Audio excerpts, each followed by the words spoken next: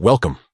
Today, I'm going to show you how to enable your activity notifications on your Facebook page using the Facebook app on your PC. This feature is really helpful because it keeps you updated whenever there's new activity related to your page, so you never miss an important interaction. Let's dive right into the steps. First, open the Facebook app on your PC. Once it's up and running, look for your profile photo at the top right corner of the screen. Click on it to open a drop-down menu with several options. Next, scroll down until you find the section labeled Settings and Privacy. Click on that, then select Settings from the expanded menu.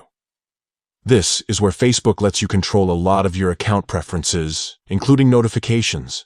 Now, on the left-hand side menu, you'll see Notifications.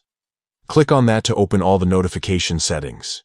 Here you want to find the option called More Activity About You. This section manages the notifications related to the actions people take on your page and how Facebook keeps you in the loop. Once you're in the More Activity About You section, you'll see a toggle or checkbox option to allow notifications on Facebook.